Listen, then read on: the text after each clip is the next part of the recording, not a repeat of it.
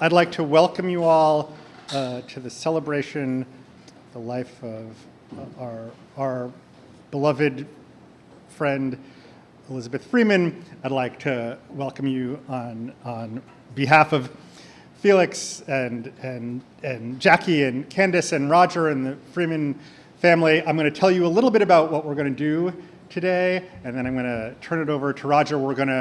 There is going to be some talking, and there's going to be some listening, and there's going to be some watching. And then for folks who want to, there's going to be some visiting outside, and that's about the run of the day.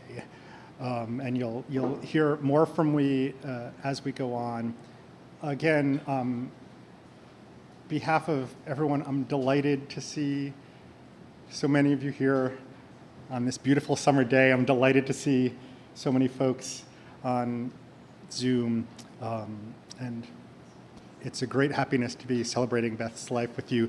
Please let me introduce to you now Beth's dear brother, Roger, who's going to speak to us for a few moments.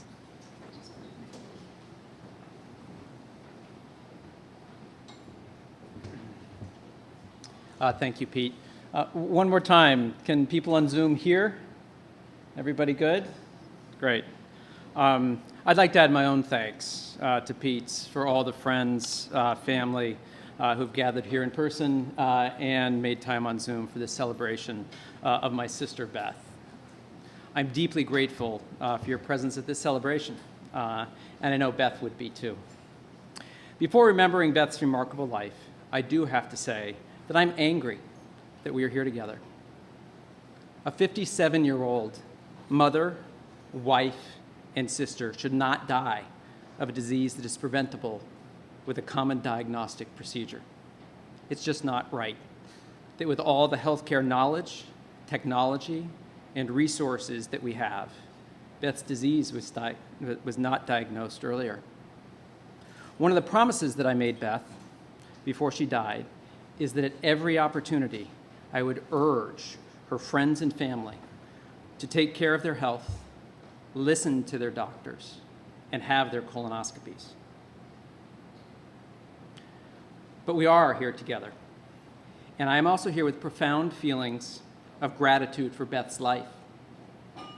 All that she did for all of us, and for all the care providers, administrators, friends, family, and even strangers who helped her and allowed her to live 4 blessed years after her diagnosis.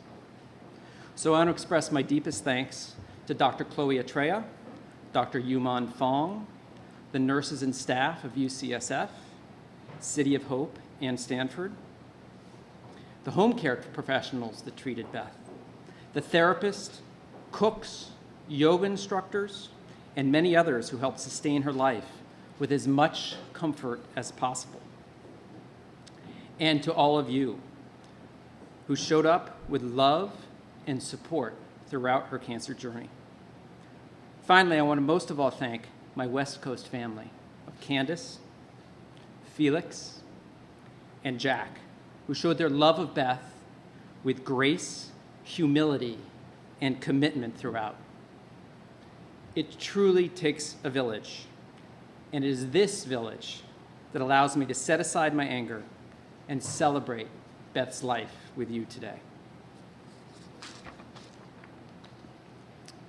I will start my remembrance of Beth with some early history that some of you may know snippets of, but may not have connected to her adult life.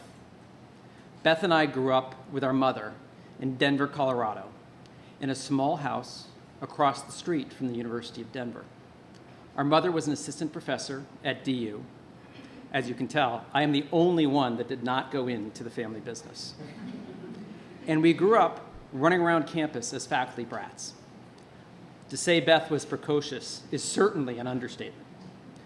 Through the incredible will of Mom, we were fortunate to get scholarships to a small private school in Denver called Colorado Academy. It's wonderful to see many CA graduates here today. Thank you so much for coming. With Beth starting in 3rd grade and me in 2nd. Mom chose the school because she thought it would occupy us while she taught afternoon classes, provide the structure and support she needed as a single parent, and would provide a challenging curriculum for the precocious young Beth. I later figured out the school gave both of us scholarships because of Beth's evident academic talent in elementary school. I was just a tag-along. In third grade, first year at the school, Beth won the elementary school-wide spelling bee called Word War. I'm not quite sure that they would not use that name anymore. And then won again in fourth before being banned from the competition in fifth. In fourth grade, all students had to have a test of their reading speed using an odd machine that I still remember. Beth broke the machine by exceeding its speed limit. I vividly remember her laying on our couch reading constantly, starting a classic book and finishing within a few hours, and then marching to her room to get another one. When she started seventh grade, she had already read all the books in the curriculum. And I don't just mean the middle school books. So much for the challenging curriculum. In high school, the Beth that we all know started to emerge. It may not surprise some of you that because the challenging academics were not so challenging, she had the time to develop quite a social life. Early in high school, she was in the popular crowd, and despite her academic seriousness, was the life of the party. Some of you also appreciate that she knew all the gossip then, just like she apparently did at UC Davis. Despite her social status, as time went on, she started to identify more and more with the kids that were on the outside of the social scene, and sometimes felt different and lonely in a small, preppy, athletic school, and Beth began to create her own community. Well, it may seem quite normal now. This was unusual at our school, where being in, of course, was the thing. I also believe this was the beginning of the thread that ran throughout Beth's life and is truly reflected in her life's work. Even in her formative years, Beth had a deep caring and understanding of those who felt different, less accepted, and on the outside, and used her status, sociability, and understanding to create community and connections among them. After Colorado Academy, Beth attended Oberlin College, where, like many of us during our college years, she began the process of discovering her true self. As always, the academics at Oberlin came easily to her. So she threw herself into all things Oberlin: activism, self-discovery, and yes, parties. Thankfully, she also started the process of accepting her identity as a lesbian woman. I say thankfully in part because I liked her girlfriends a lot more than I liked the boys she dated in high school.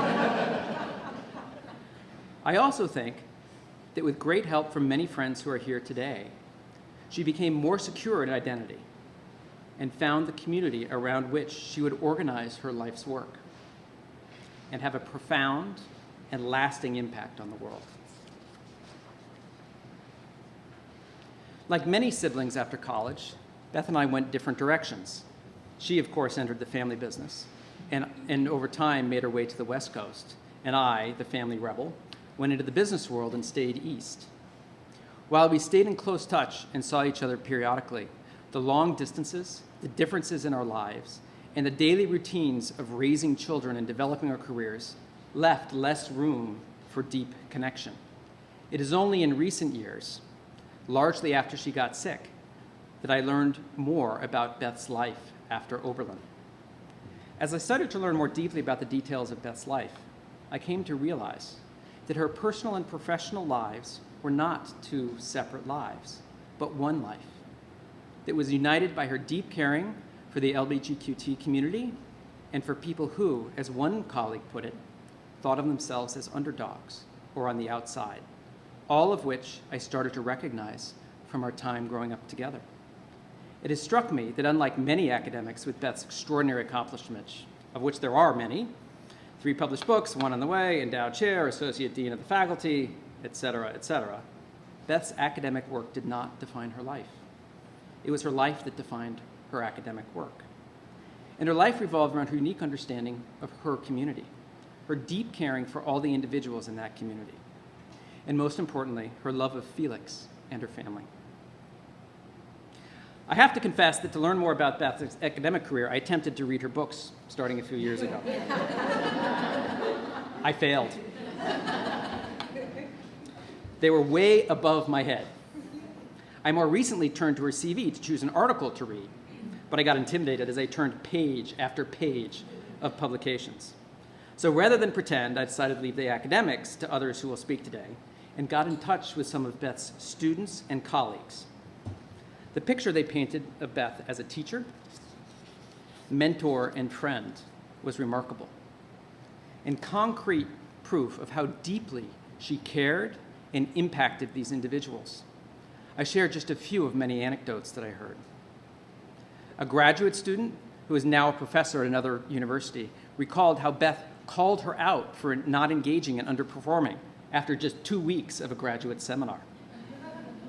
This woman said Beth's message, delivered with both care and force, transformed her approach to grad school and put her on a path to her current professorship.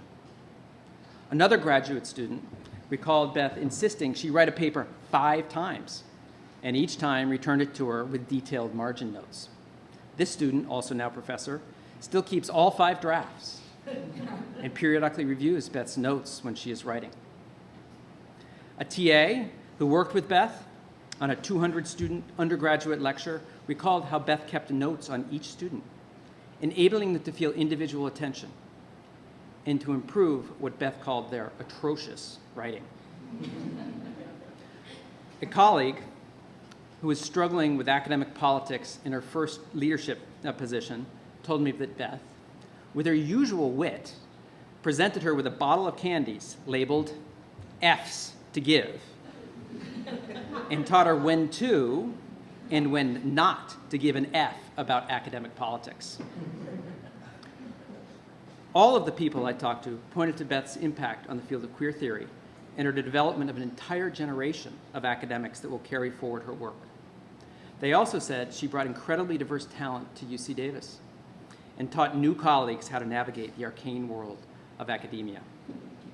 And finally, everyone had their favorite example of Beth's biting wit and laughed about how she ended every meeting asking about the latest gossip, just as she did in high school.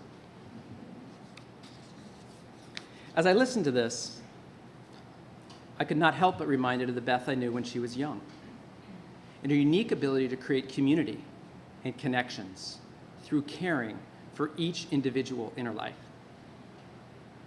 Despite all her professional responsibilities, Beth's deepest caring was for her family, and most importantly, for Felix and Candace. As we got closer and talked almost every other day, not a conversation went by without her mentioning her pride in Felix's remarkable talent, strength, and character as he navigated his own path of discovering his identity.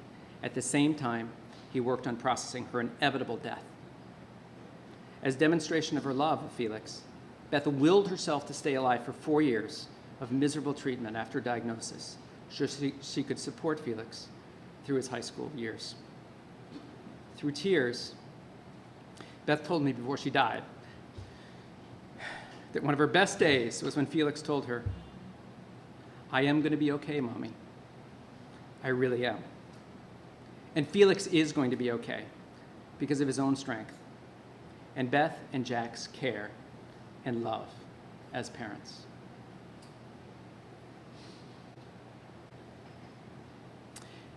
And now for Candace.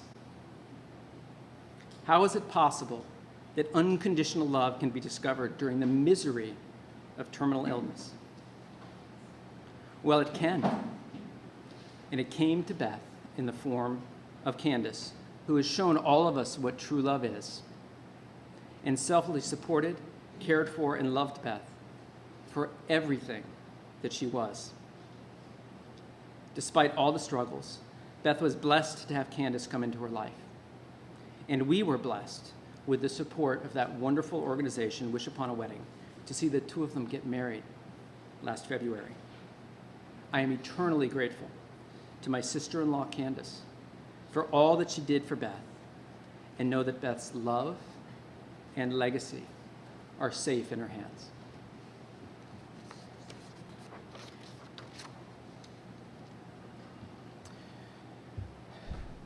A few months before she died, when she realized that there were truly no more options, I was talking to Beth about her life and she told me something very moving that I would like to share.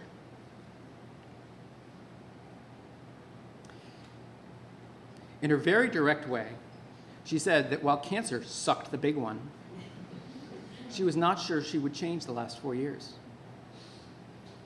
When I asked her why, she said, well, first and foremost, I have gotten to see Felix grow up. I have gotten to marry Candace. And I really never knew that so many people cared. And I could experience so much love.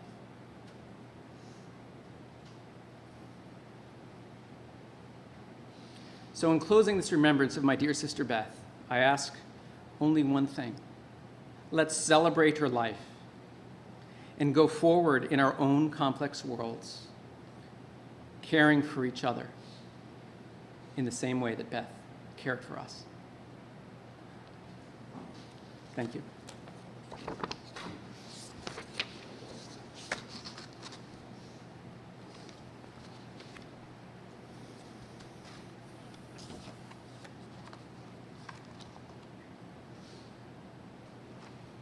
Candace. It was part of the show. It is really hard to follow that, especially with all the feelings that I have right now.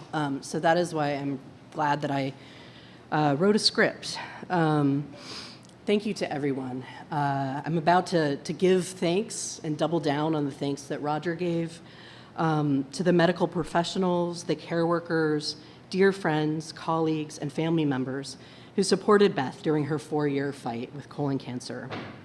Thank you for the love that you gave to Beth, to Felix, and to me, whether expressed through a dish of chicken enchiladas delivered in a mask during COVID, accompanying Beth to chemo to keep her spirits up during infusions, playing rounds of Zoom Pictionary, shifts reading to Beth or making her laugh in hospital rooms, mailing Beth fuzzy socks, that was really important, by the way, or sending her a loving text or a sarcastic meme.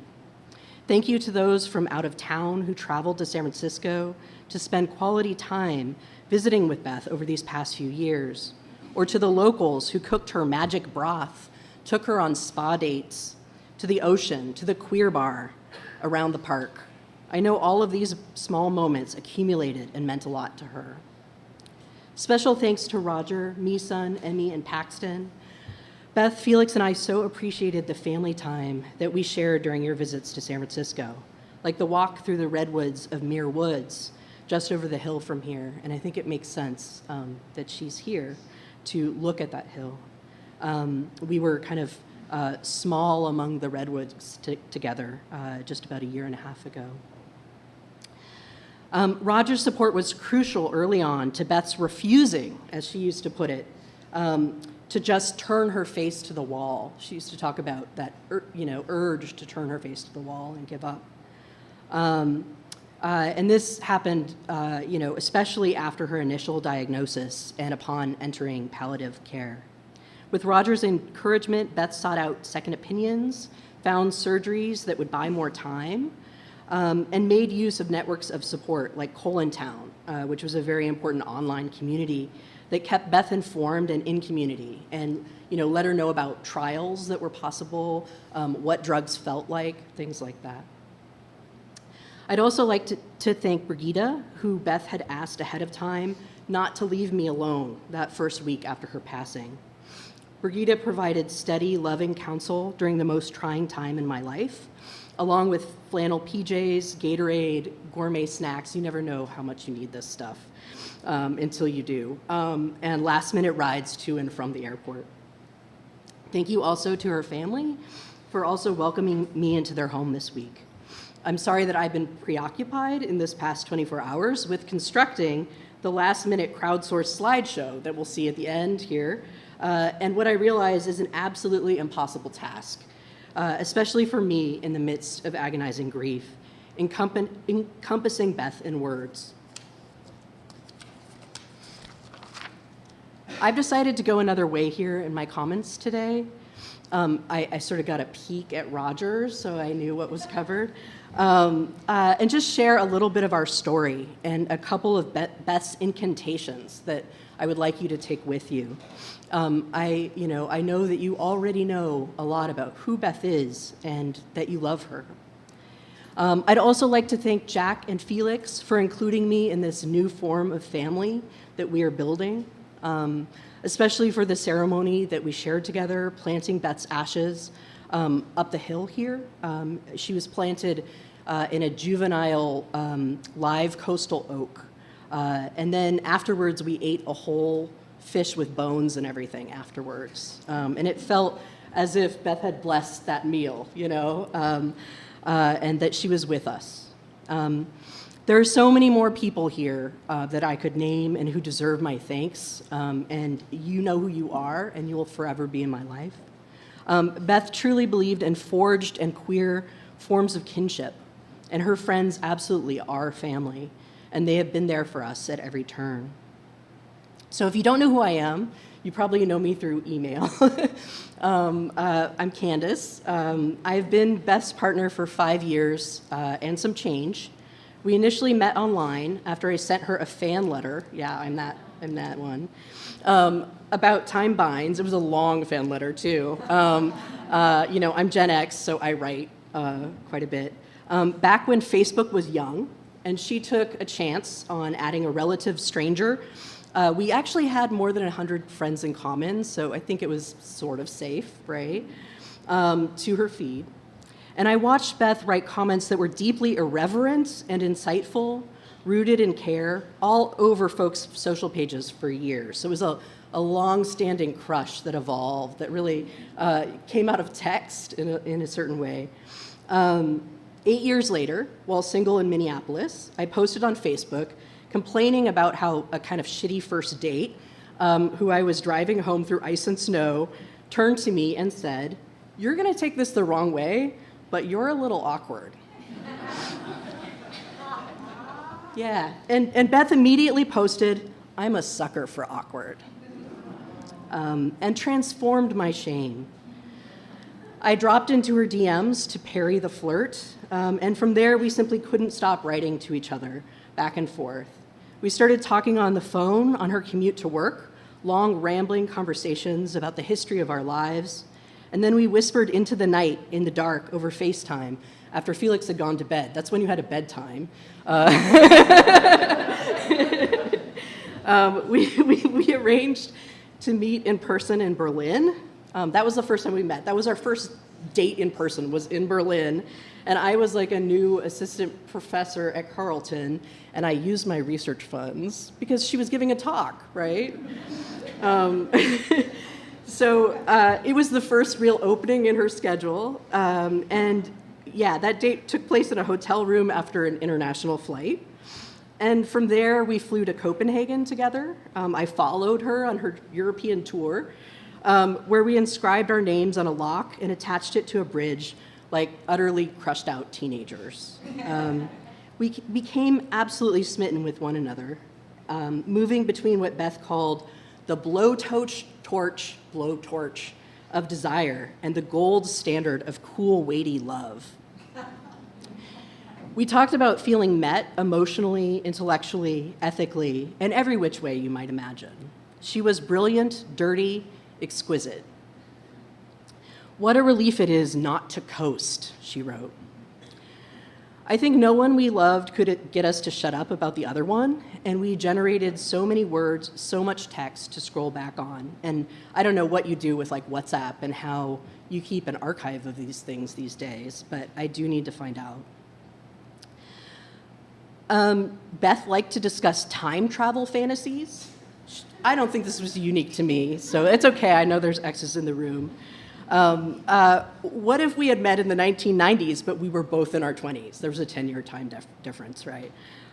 Age difference. What would our encounter have been like? Who would have leaned in first?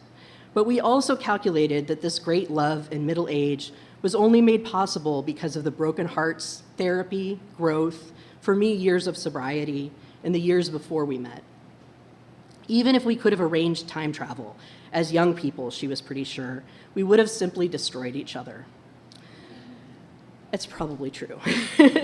Before her diagnosis, Beth already saw an apocalypse of sorts coming. but declared, "Oh, love, I say we keep going until the world ends." It was quite something to find that our wedding vows were buried almost verbatim in our early texts, and you'll hear a bit of our vows. We had no idea, of course, that not long after our first year together, COVID would hit, grounding the planes that brought us regularly to each other.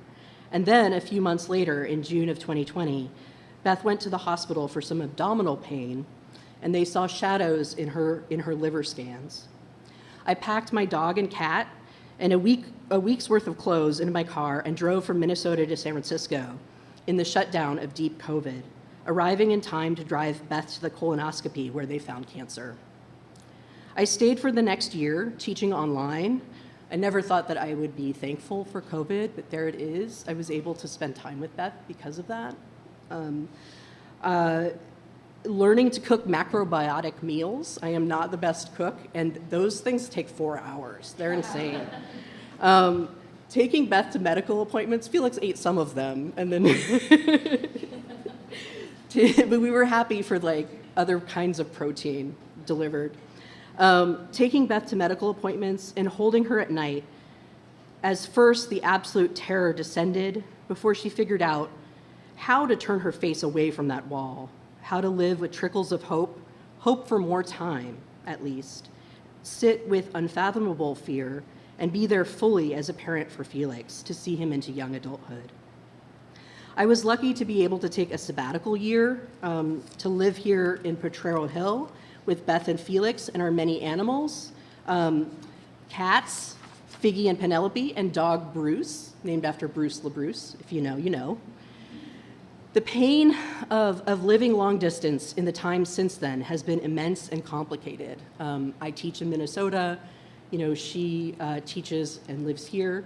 But we always looked forward to plans of Beth moving to Minnesota this coming September when Felix goes off to college at Cooper Union.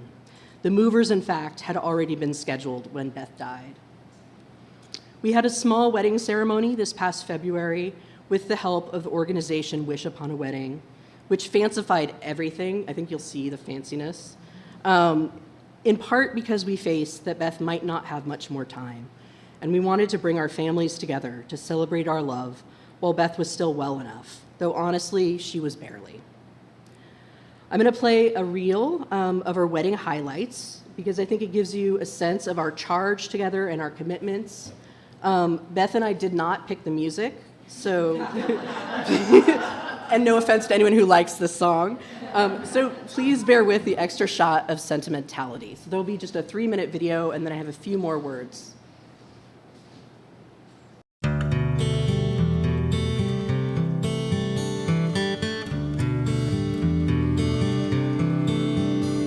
Candace, yours is the purest heart I have ever known. When I was diagnosed, I gave you permission to leave without losing my understanding or respect, because this was going to be a nightmare. I'll never forget your reply. You said, "What do you think love is?" Home, it's where I wanna be. Pick me up and turn me round.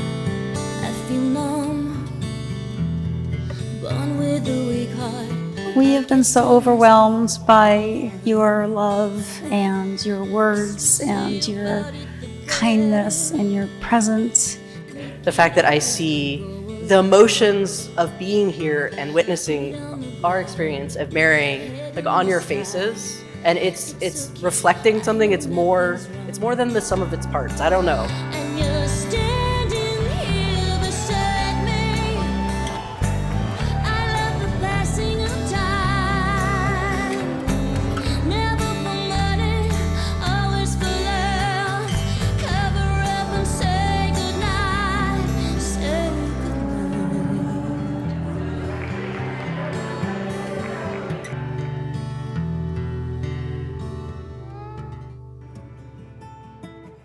More recently, you said vows to me without recognizing it. I texted you with some good, finally, news from my scans, and you said, "Let's keep going." And I said, let's. And now I love you more than I could ever dream. You're the one thing that can make the blackbird sing. Reports say birds, very wild and queer, view the landscape from above. Elizabeth Stone Freeman, we have ranged together. I pleasure in your looks and phrases, in a tart text, no gaze, a sultry aside, half gaze, a rambling memory I can almost move inside, full gaze. Though I preen over your words, it is your values I value. You and I will claw to the end for our ideas and people. At the nest, we take turns. Who's the flight? Who's the grounding force? Are you my bird? You are my bird. I vow to keep becoming and changing beside you, my bird. Let's keep going.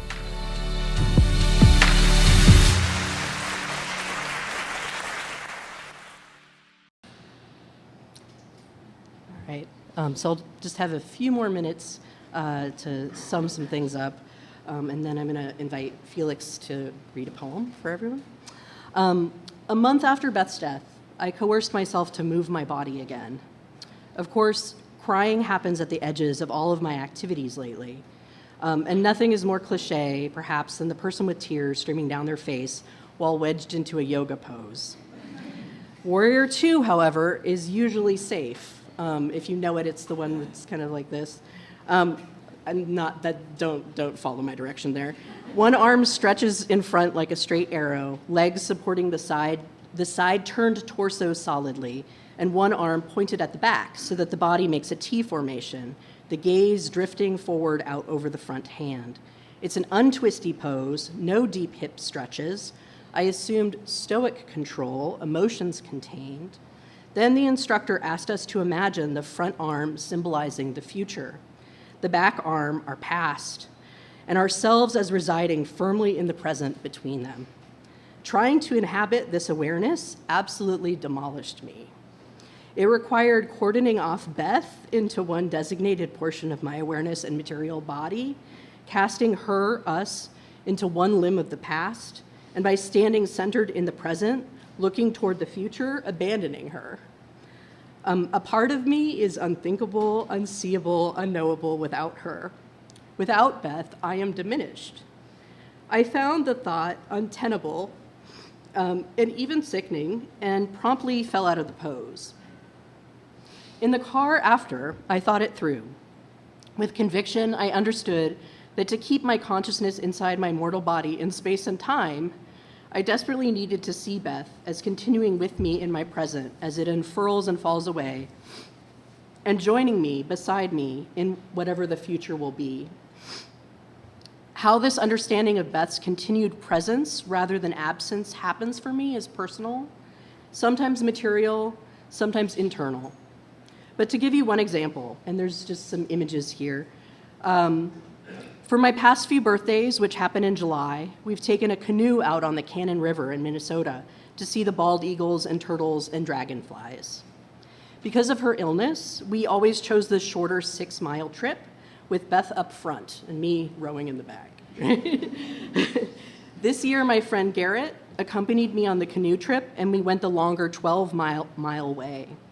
For the last 6 miles of the trip exactly, the exact part of the birthday ride that Beth knew well, a beautiful great blue heron flew in front of our boat, guiding us up the river, only to rest on the bank or in a tree for a while as we caught up with it.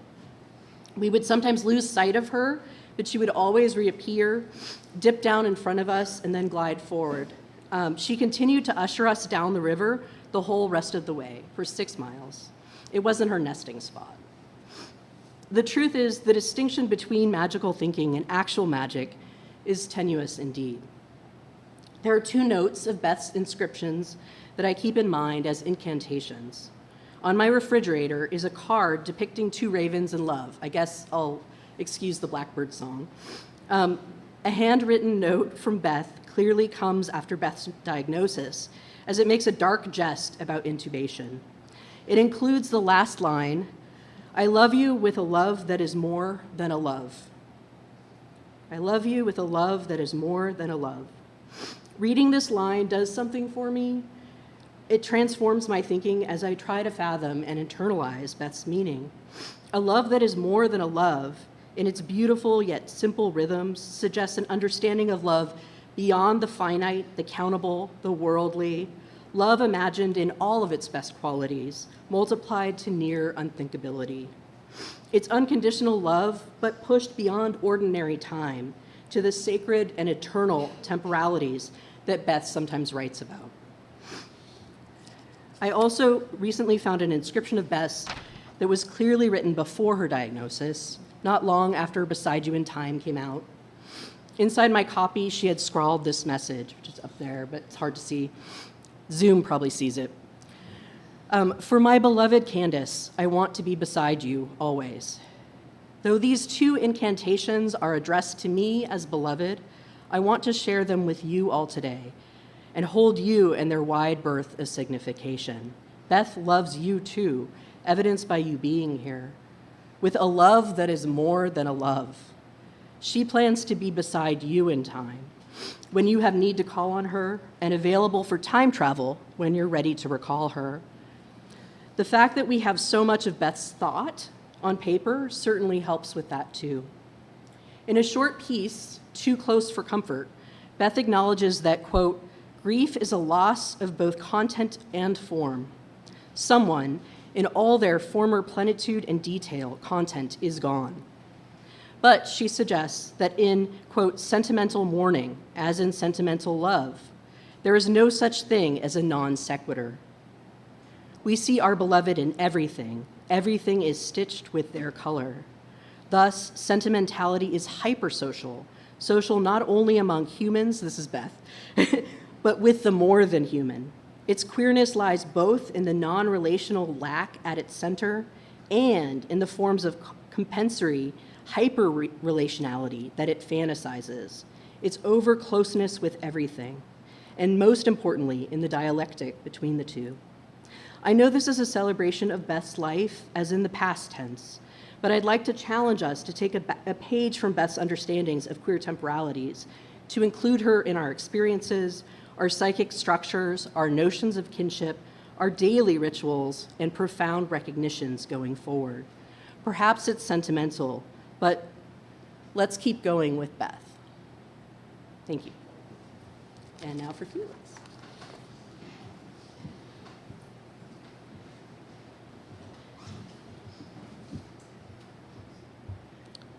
When we buried my mom's ashes under the tree on the hill, we read her 3 poems.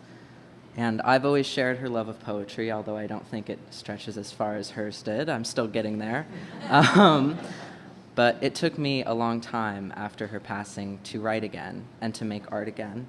And this is the first thing that I made with creativity after she was gone. There are now leaves on the olive tree that must have grown after you died, stacking pairs of pointed leaves that used to be a tiny bud, leaves that did not exist but now do. And dust must have gathered after you were gone, because there is a thin layer over your things that I do not remember seeing when I last held them, dust that settled despite your absence. When I see the sky, the sun, the things that do not change, it is easy to feel that you are near. You saw them too, and in them I see you looking up as I am. But in these new things, leaves and dust, and the changing of the seasons, I feel the void where you should be to see them. Thank you. And now, Jack.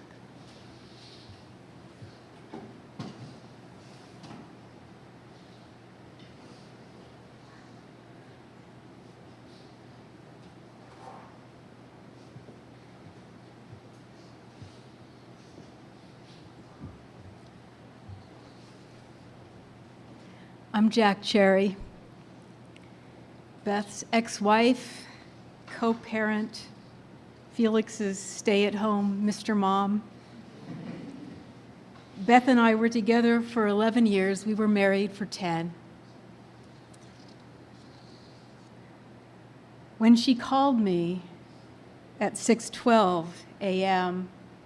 on May 25th, there was no urgency in her voice. She apologized for calling so early. She had fallen to the floor and she needed my help to get her back in her chair. The chair, a recliner, had been Beth's bed, her couch, and her dining spot since April. I asked over the phone, I said, "Are you in pain?" And she said, "No." "Are you bleeding?" "No." "Will you be okay in this position for a while?" She said, "Yes." There was no urgency in her voice. And we chatted for 6 minutes. I checked my phone. We chatted for 6 minutes. And I said, "I need to wake up Felix. I'm not going to be able to lift you on my own." Beth lived just a block and a half away, and Felix and I were there in 15 minutes. We were shaken, stunned, really, to see her on the floor, jaundiced and altogether depleted. Felix and I struggled to sit her upright, to align her with the chair, and it was obvious she was in pain. Still, she was patient. She was even grateful. But for me, it was excruciating. I knew Beth wasn't going to get back in her chair. I knew we couldn't do it, and I think Felix knew the same. And I say excruciating because this time, even if she protested, I was going to call 911. And I said, "Beth, I think it's time for you to go to the emergency room." And she simply said, "Okay." In the ER, there was a cascade of doctors, scans, and blood draws. But what I want to tell you about is an unexpected conversation that we had amidst the hospital chaos. Beth said, "I need to talk to you about something important." And she asked, "Do you remember the quilt that Gran wanted to make for our wedding?" And we hadn't talked about that quilt for over a decade. Gran is Beth and Roger's mom, Felix's grandmother. She was an exquisite knitter, a seamstress, and a quilter. And Beth tells this story. She was a teenager in London with Roger and Gran took them to Liberty of London, the flagship store. And where they happened upon the fabric department with hundreds of prints created after hand-drawn artworks. Gran shopped enthusiastically. She brought home a hearty assortment of patterns. She treasured that stock that sat in her sewing room untouched for years, until 2006, when she set to work on the quilt. Over time, Gran created 20 squares, each unique, each hand-sewn. But Gran was diagnosed with leukemia, and she died in 2011. The wedding quilt was never sewn together. As the doctors and technicians darted around, I answered Beth's question. "Yes, of course I remember the quilt." "I found a quilter on Thumbtack," Beth explained. "I hired her to sew it together. Her name is Amy. She picked up the squares a few weeks ago. I paid her $300, and we owe her $300 more." I need you to promise to get the quilt. I want Felix to have that quilt. Beth texted me, Amy, the quilter's info, and I promised I'd get that quilt. Lab results were coming in. The platelet count was so alarmingly low that I insisted they repeat the test. It wasn't a lab error. Beth received infusions of platelets, then whole blood. A series of specialists came through. Nobody had answers. Then finally, the chief ER physician reported the scans revealed a perforated bowel.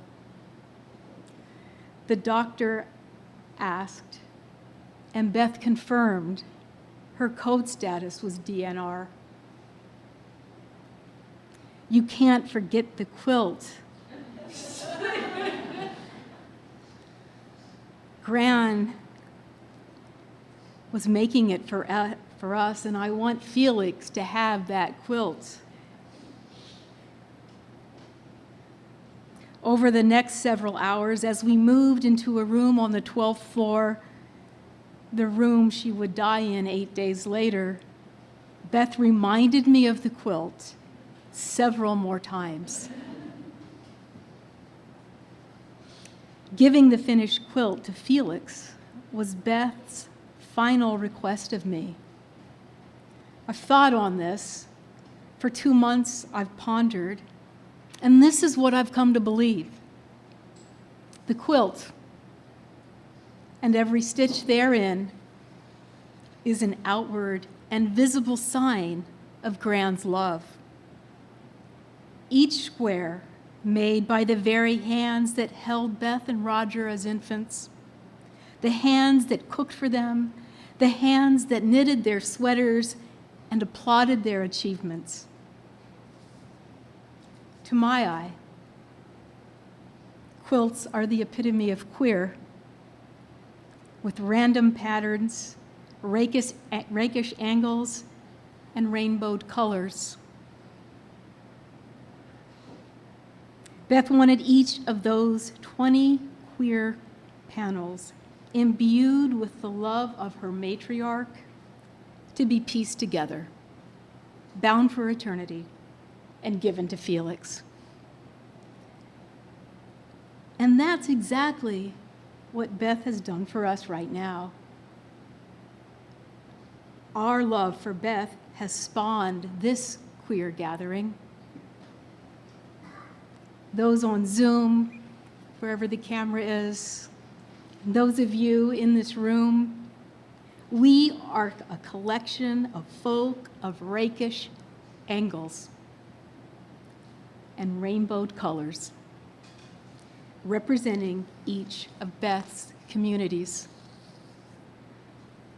From Colorado Academy to the University of Chicago, we are lovers and friends, families of blood and families of choice, academics and Christians. I kept my promise. I met Amy. I have the quilt, but it's not finished. In a minute, I will give it to Felix, and I will put it on display for the rest of the afternoon.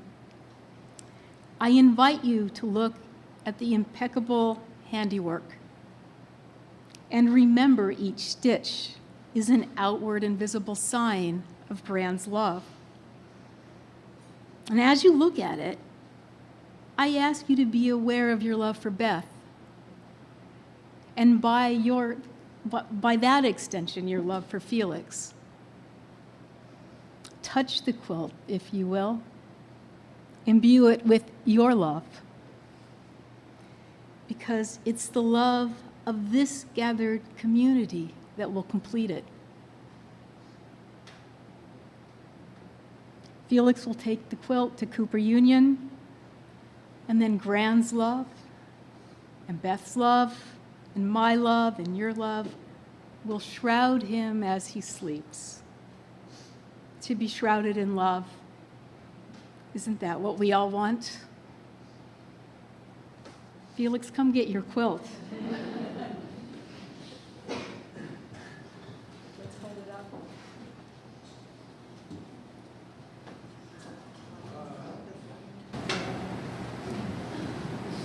Make sure the Zoomers can see it over there. They are.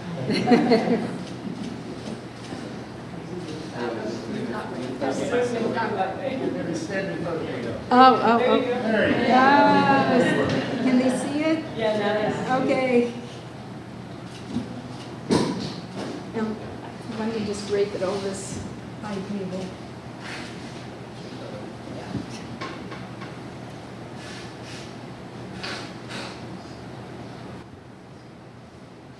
So next you're going to see an inside glimpse of Beth at home with Felix. The love is palpable, and you have permission to laugh and to cry.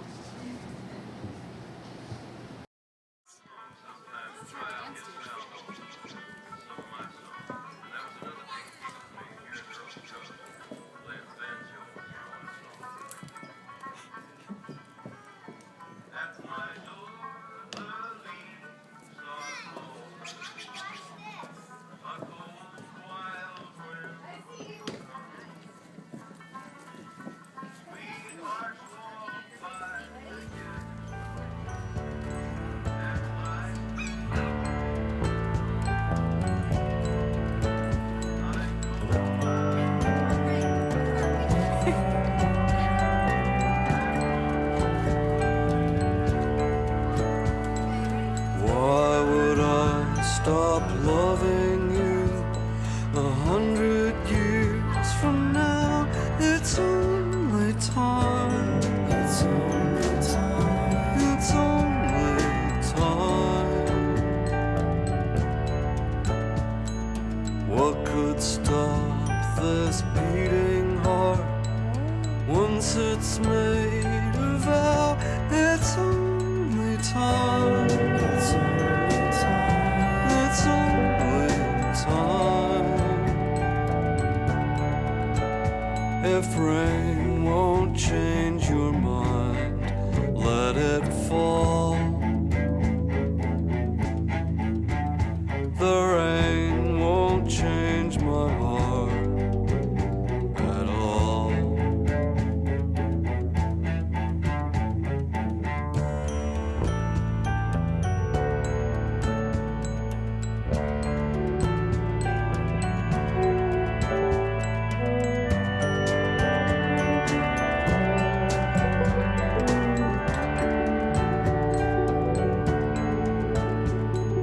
Lock this chain around my hand, throw away the key. It's only time.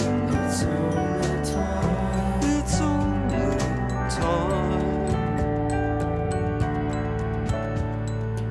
Years falling like grains of sand mean nothing to me. It's only time. It's only time. It's only time.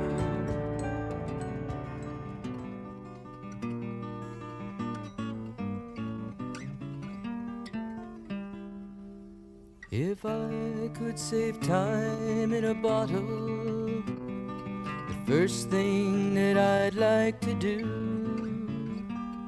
is to save every day till eternity passes away, just to spend them with you. If I could make days last forever, if words could make wishes come true,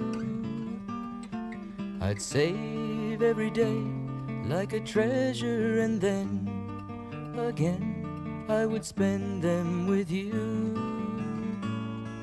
There never seems to be enough time to do the things you want to do once you find them.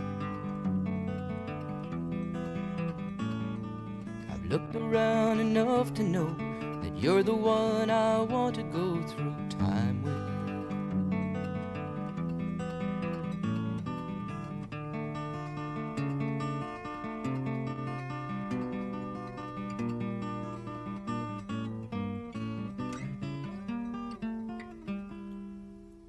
if I had a box just for wishes and dreams that had never come true.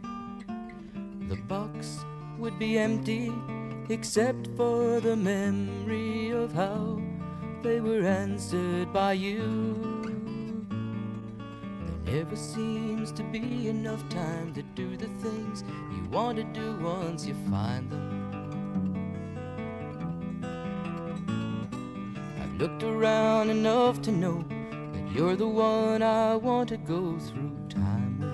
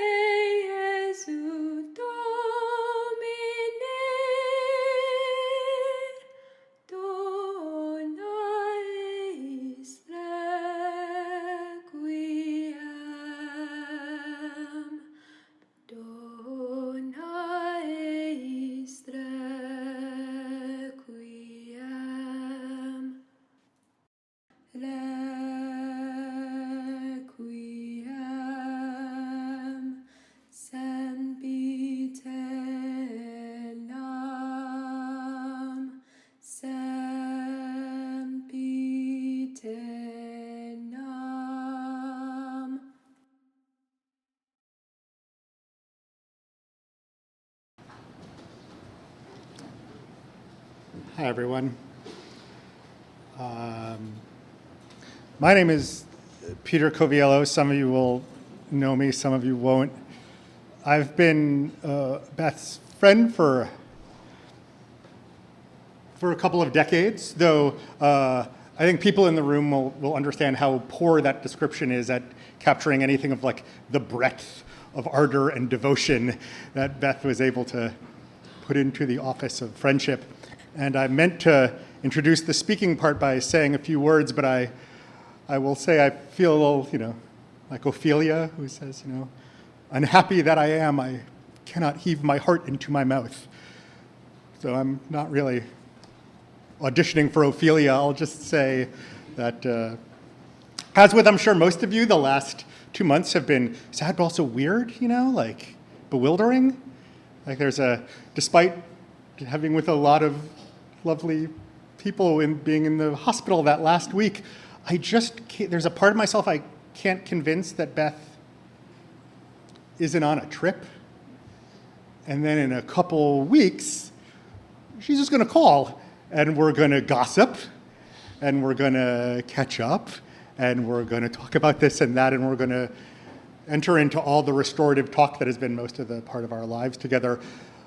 And it just occurred to me that one thing we can do today, in the absence of that, is talk to one another. So with that, I'm going to invite the wonderful Marcia up to say a few words, if you wouldn't mind.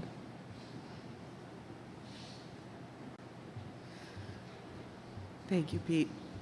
Also, at a loss of words. It's hard to follow all of that. So thank you all for coming today and sharing the love that we all have for Beth. Beth and I were colleagues. I met Beth when I was a graduate student, and she was at Davis through our wonderful friend Juana Maria Rodriguez. And we were neighbors. We lived down the street from each other in Oakland. So while I was writing my dissertation, and Beth, I think, had already gotten tenure by then, was making things happen at Davis. We just would meet up and have coffee and talk about academic intrigue and drama and just the things that gave us glee. And I think I really appreciated the instruction that Candace gave us to wear something that would give Beth joy today. because I really relished the joy that she had in the world for lots of things, but especially for butches.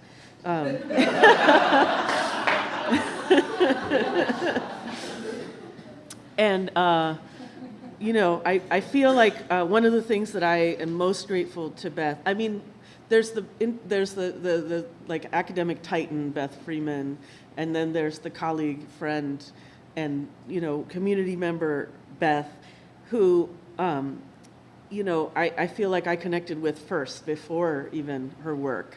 And so on the academic side, I think the idea that most has helped me and has most has stayed with me is the idea of erotohistoriography.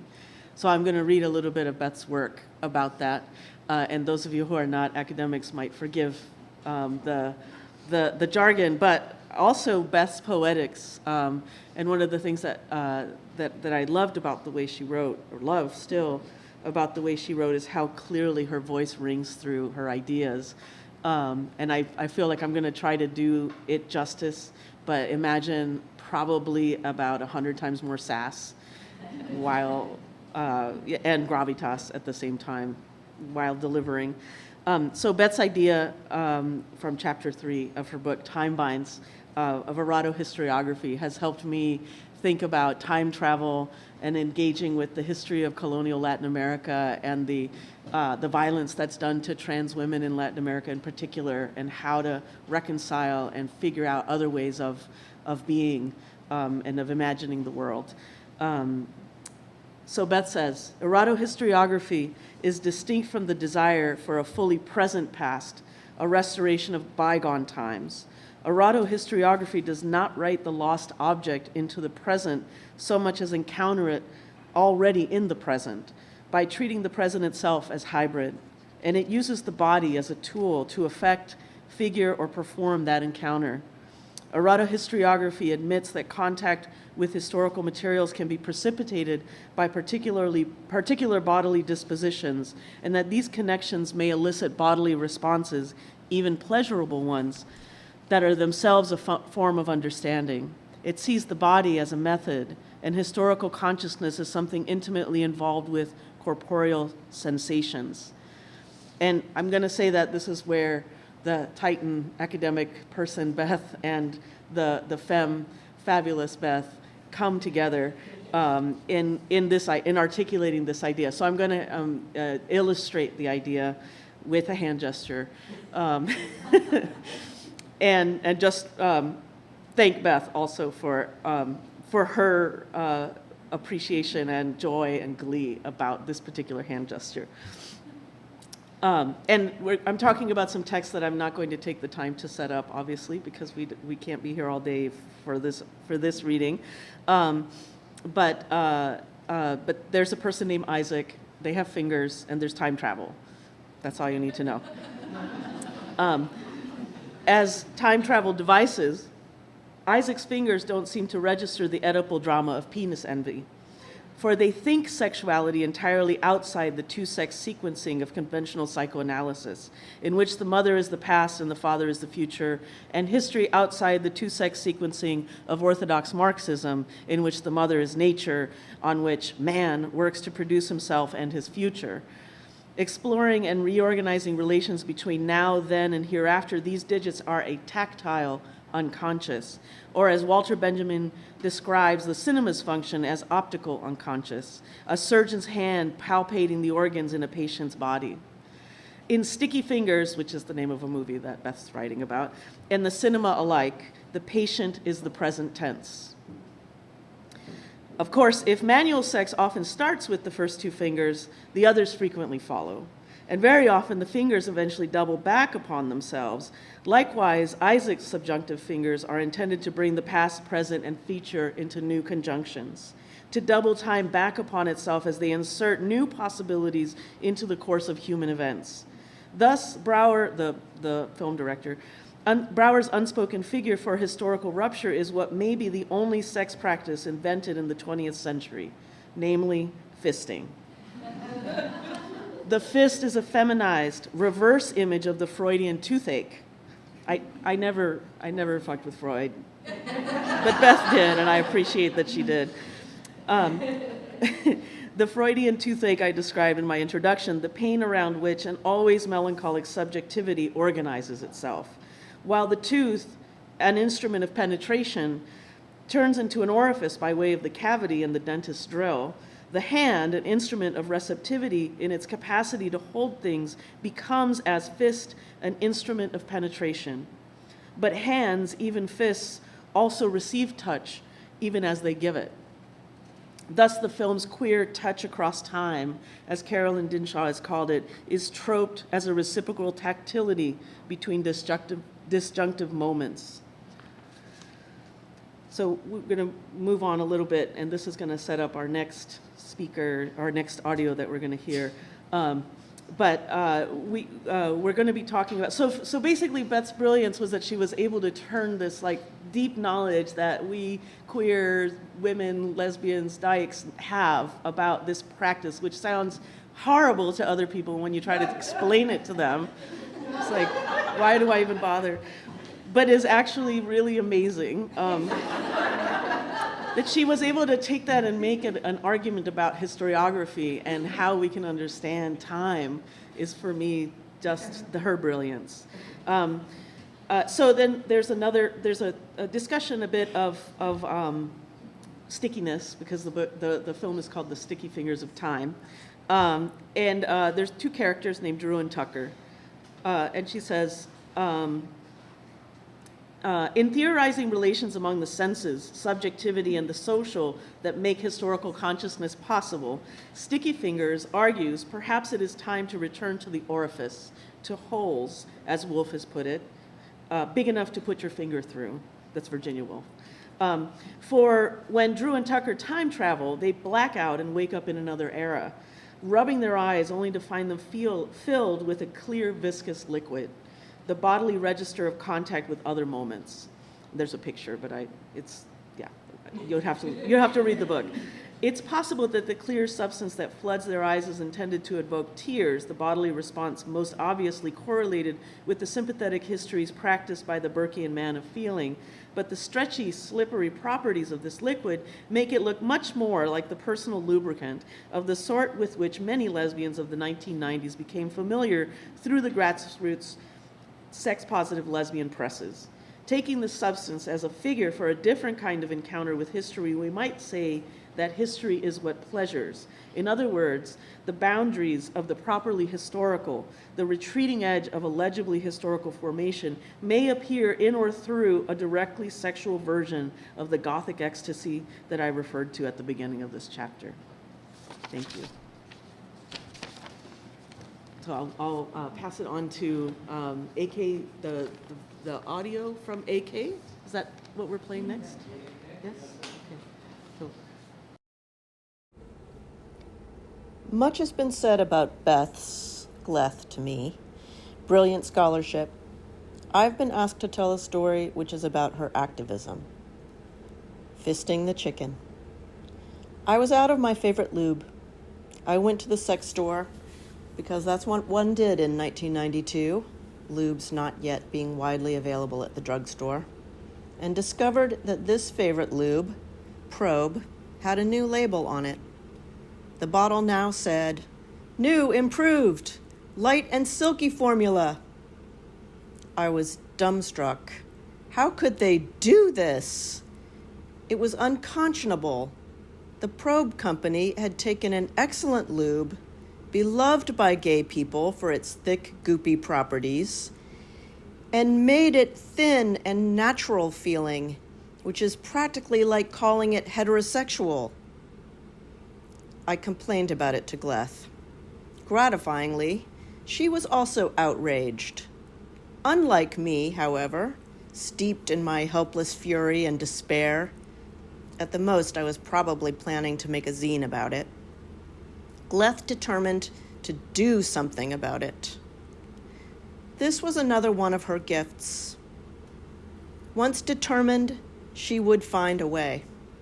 She had an activist's nature. If there was a way to solve a problem or to right a wrong, she would act. She would rope other people in. And if there was a way to also make the problem solving creative, fun, and gross, so much the better. So her idea was to stage an action to bring this injustice of unwanted formula change to the manufacturer of probes' attention. And to have a party. Because Gleth was both a born organizer and strategist, and she loved a party. So she called up her activist friends from the Coalition for Positive Sexuality, which she was a founding member of. It was kind of an offshoot of Queer Nation Chicago. And her grad student buddies, no doubt the same people, and invited them to her place for a Bring Back Old Probe action. That's where the chicken came in. The action part was setting up a phone with Probe's phone number next to it and getting everyone who came to the party to call in a complaint about the new formula. But we needed a way to demonstrate the superiority of Old Probe. We discussed different ways. Most of them seemed interpersonally too complicated. Then we hit on it. We would set up a fisting station with latex gloves, different lubes, and a whole chicken, dead. People would be invited to fist the chicken, then to call Probe's comment line. Obviously, there were problems from a scientific point of view. Besides the built-in bias against new Probe, we only had a limited amount of old Probe to sacrifice. We had a meaningless control in the form of KY jelly, and most problematically, the chicken quickly became coated in a slippery mix of lubes so that after the first penetration of its cavity, all subsequent fistings were indistinguishable. But science wasn't the point. Queer consumer preference was. So the Coalition for Positive Sexuality called and left messages, and we all had a good time at the party. Then a couple of days later, Gleth got a call back from Probe. She'd suspected they were just two geeky chemists operating out of their basement. They were not very corporate sounding, she said. The guy who called said they'd received quite a few calls, and not just from the Chicago Party of Nutters. One gay couple from Oregon said we'd ruined their sex life. The result was, Probe brought back their original formula as thick and rich, alongside the new light and silky. And Gleth did that, along with that couple from Oregon. The end. I love you, Gleth.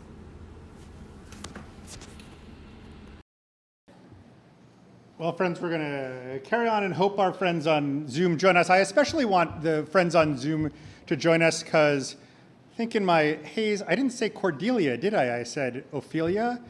How do I know that? Because I got half a dozen texts saying, dude, Cordelia. Because English professors are tender-hearted assholes, is why. So, if anyone else cares to speak and be fact-checked by their friends on the internet, no, I very much apologize, but truly we have a little time before. What we're going to do shortly, in maybe 15 or 20 minutes, is walk up to the tree you've heard about, which is up the hill. But before, I'd like to invite anyone, if anyone has something to say. I will ask you as a good host to keep it somewhat brief, as our time is short. But this would be a lovely time if anyone has anything they would like to share, Cordelia related or otherwise. Yeah, please, of course. Hello, hi everyone. My name is Jerica. I'm a student of Beth's, a lifelong student, it often feels like. But one thing I felt wasn't adequately touched on was really her humor, the really irreverent humor. I recall in one particular instant many years ago at Davis where we had a summer excursion, and sometimes you get added into these groups and you don't really remember who's in there. Well, Beth was in the group, and it kind of took off in its own direction with the students texting and becoming so comfortable in what they were sharing. And at one moment, one of the members of the group shared a screenshot of a pretty biting rejection from like a young lady and said, gee, I don't know why I've not been more successful. Suddenly we all realized that Beth was in the group and she was at the time the teacher. So it was a very embarrassing moment. And Beth, with one fell swoop of her humor, said, look, I think you're a really nice guy, so I'm going to help you out here. I have two words for you, grammar. The reason is grammar. Of course, the text was misspelled and really quite cringe, as we were doing at that time. And it just really amazed me as well how her humor was with her throughout, always, at every moment. Anytime sending a message, she was sending me some kind of funny quip back, or in general, she's become so much of the ink of the blueprint of so much of the work I'm doing. Is continuing that work and citing her in that work she's cited throughout my life in so many means, of a sense. And I did have a poem as a nod to her love for American literature and poetry. I don't know if we have time, but I will read very quickly. It's quite short. Do not stand by my grave and weep. I am not there. I do not sleep. I am the thousand winds that blow. I am the diamond glints of snow. I am the sunlight on ripened grain and the gentle autumn rain. I am the swift, upflinching rush of quiet birds in circling flight, and I am the day transcending night. Do not stand by my grave and cry, for I am not there. I did not die. Thank you. Thank you very, very much. I'd invite anyone else from the many periods of Beth's life. I invite you somewhat enviously because, of course, it's delightful to hear stories about Beth from before one knew her. Please, yeah, thank you. There are a lot of microphones up here. Is this one on? Which one is on? They're both on. Whoa. Hi, I'm Bethany. I was a PhD student at Davis. I lived in San Francisco. Beth lived in San Francisco. We carpooled. I can't talk about that because what you say in carpool stays in carpool. But I do remember meeting her where she dropped Felix off for the bus back when you were smaller. And also you're big now and it's weird. But one of the things, and I was her TA, and I didn't and I took a class with her, but one of the things that I always think about is Beth was really good at giving life advice that was very concise and very direct. And as someone who was also direct, but not always as concise, I appreciated that. And so, for example, my dissertation is on gossip. And she said, you should read Susan Sontag's The Way We Live Now. And I did, and it was really helpful. And it's all about people talking about their friend who has AIDS, but you don't know who they are, and it's all people saying, oh, I heard that, he said blah, blah, blah. And I teach it to my undergrads, and then they're like, AIDS was a problem? And then we go, but the other piece of advice she told me was that her best writing was when she said things that she thought were really obvious. And that was usually the nugget of the theory. And I have given other people that advice many times because the obvious is sometimes really hard to find. And I don't know. She was really lovely. We had arranged to see each other. I was supposed to come help her clean out some house stuff, and we had texted, and then she didn't text back. And then it was like, well, we arranged for me to come see you in the hospital, so I was just gonna come. And then we were like, hi, here we are. And she has been someone who's been so important to so many people, and I'm just really glad everyone's here. But also, remember, always listen to the hot goss. Thank you. I'm delighted to see, or to think I see, that folks are back up on Zoom. Is that right? Yep. That's great. Hey, folks on Zoom, we're sorry that we lost you for a little bit. We have a handful of more minutes, not very many, and we've been inviting folks to say a few words if they wished, and we want to extend that invitation to you as well. Hi, can you hear me? My name's Grace. I met Beth for the first time after she had co-authored and organized a petition of colleagues, scholars, and activists to defend me after I was, criticized in public.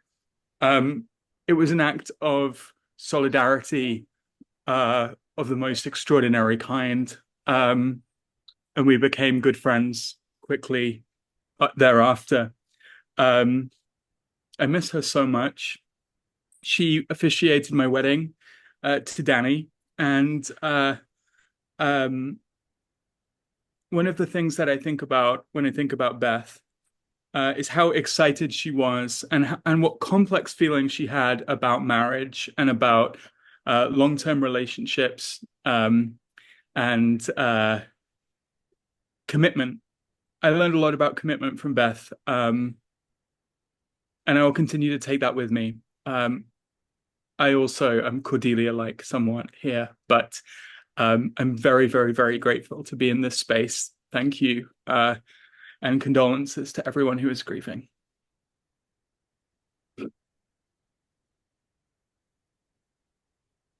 Thank you. I think I'm there. Yeah, I'll ask very quickly if there's anyone else on Zoom who'd like to have a word. Again, do not feel cajoled, but you're very welcome to.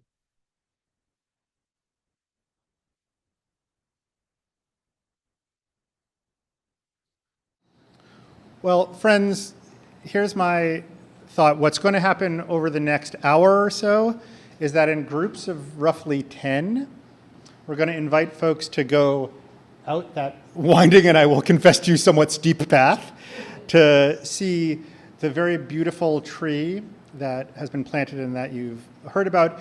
And while other folks are doing that, it would be lovely for the rest of us to be here talking with one another. Again, on behalf of the family, I thank you all so much for being here and for making this a celebratory occasion. And, oh, I'm sorry, yes? No, please. Please. I'm sorry. Come in force. Thank you so much.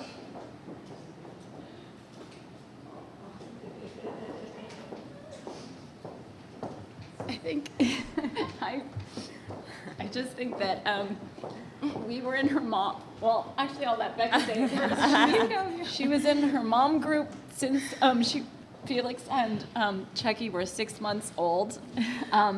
I met them when they were in kindergarten together, and this is kind of like her mom group from Felix's earliest days, and.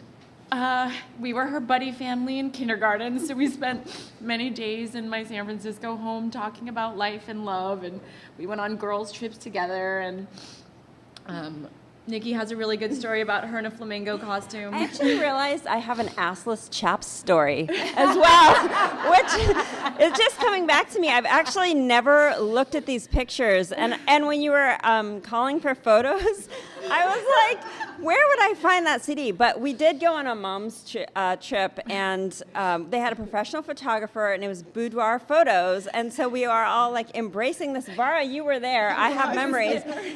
Yes, you were there. Oh, it's all coming back to me now. I had assless chaps, and it was like a very freeing moment for me. But then I realized I have this other memory of Beth from Halloween 2 years ago, and she came to my party dressed in a blow-up flamingo costume, which was just amazing. And she had a great time. And I have this really special photo of her trying to ram me in the butt wearing this costume, and it's like one of my favorite photos, but again, not something I felt I could share under the circumstances. That's why I didn't participate in the photos. I'll send it to you. Yeah. Not now. like, you gotta go up and tell the flamingo story. So I just want to know, like, how the chicken felt. Like, that's what that story. Well, yeah. a lot of the stories about how she stood up for people and how she made changes in communities. I was always volunteering with one of my babies with me, and she was always saying, I really want to be a part of this community, but it's really not great for working moms, so can you get something before the pre-Zoom and everyone on a screen? And she went to the head of school and she said, for working moms, we can't participate in these activities, that if you have meetings in the mornings at 9 a.m. or at 10 a.m. or at 11 a.m., I want to be a part of it. I want to be an active participant in Felix's community, but I can't. And so she kind of started the wheel working, and of course then COVID happened when they were in 8th grade, and now we have Zoom and everyone's able to Zoom in. But she was such a beloved friend, and I drive up to Tahoe with my kids and I just start like going into fits of tears when I drive past Davis, because I remember her carpooling stories that she would share, and of the back and forth, and she was I just felt like we just all should come up to share how much she really loved you, Felix. And probably the last conversation I had with her is I said, I promise to take you out to dinner in New York, because Jackson will be there too. And I said, I'm going to take your boy out to dinner and look him up. And I still have the picture that you drew for Jackson up on the wall when he had a concussion in 6th grade. And so you guys have always been a part of our community. We love you so much, and you're going to continue to be a part of our community. We're going to love up on your quilt. And these are your moms. These are all your moms too. We love you. Yeah. And if you feel like a pair of assless chaps would add to your college experience, then just feel free to ping me. Thank you. I just want to say, you're talking to a bunch of Oberlin grads. They all have their assless chaps already. I'll let you go with two things, and then we'll head up. Beth, as you know, was sick for a long time, and was very tough about that. And a lot of visiting just meant you couldn't walk around after a while. So the last year, a lot of time we just laid in bed, and you just talk and hold hands. And it's a lot, 5 hours of talking. You talk about a lot of things. And for no reason that I can remember, I just said to Beth at some point, hey man, when do you think you were hottest? And without a second passing, she said, 31. And I was like, really? And she said, yeah, I have pictures. And she did. So that's one thing I want to say. The other thing I want to say, because I know that I see a lot of friends of Beth here, is I hope that I know we know a lot of people. I don't think a lot of you have met Roger. And I hope that you'll introduce yourself to him, because this has been a hard couple of years, but getting to know Roger a little better has been really a very lovely thing about it, and I'm super grateful for that. And again, enormously grateful to see all of you here. And I think now we're going to, in small shifts, head outside, if that's all right. Oh, that's also right. And while we're doing so, over there will be a slideshow. I also want to note, in a purely Beth note, I think at some point she took notes about how her memorial service would go, and she said, well, Pete should let Pete do the music. And then she thought better of that and made her own playlist. So you're watching this slideshow with a playlist from Beth, and while this is happening, we'll invite people outside. Again, everyone, thank you tremendously. Thank you so much. Oh, please, Roger. Yeah. Just as a reminder, we're having dinner tonight. Everybody is welcome at Dumpling Time in San Francisco, which is at 11 Division Street. Yes. Is that right? At the what? The Haro and Division Street in San Francisco. Okay, and we would welcome everybody there. Thank you again, and really on behalf of the family, our deepest gratitude for all that you all have done for Beth and for coming together today. So I hope we can, between seeing Beth at the tree, we can remember Beth, but also celebrate her life and celebrate all that she meant to all of us. So thank you all again.